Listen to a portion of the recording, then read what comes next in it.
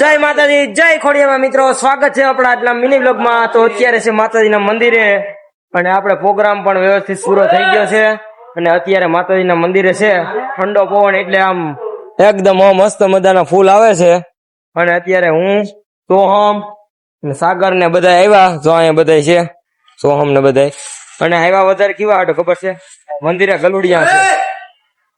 છે ને એ બિચારા હમણાં ભૂસના છે ને એકાદ ગલુડિયા ને રિએક્શન આવી ગયું, રિએક્શન હવે બહુ બોલતા જ ન થાય ગયું,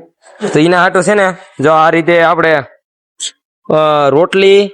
રોટલો અને સાઈસ નું સુરમું કરી અને ગલુડિયા છે ને બહુ ખાય, તો આ બધાને વાત દીધું। હજી જો જોઈજો ગલુડિયા કે કૂતરા બહુ ખાઈ ન હકતા ને, તો આ રીતે દેવાનું, કેમ કે આપણે સોહમભાઈ છે ને એની રોજી છે ને ઓફ થઈ ગઈ ને તે પછીથી એક કૂતરી હતી તેને ખવડાવ્યું, તો બહુ એટલે બહુ હું તમને બતાડી આપડી ઘેર આવે ત્યારે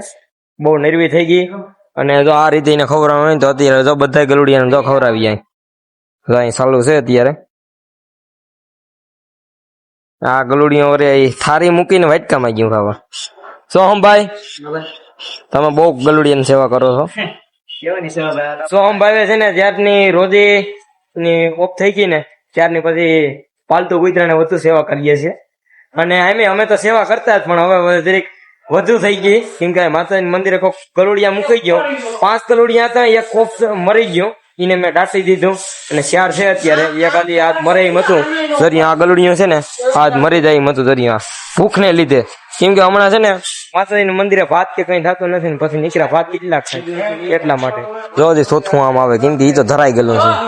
તો બાકી તો કઈ નહીં, મિની વ્લોગમાં આજના આ એટલું જ છે, તો જય માતાજી।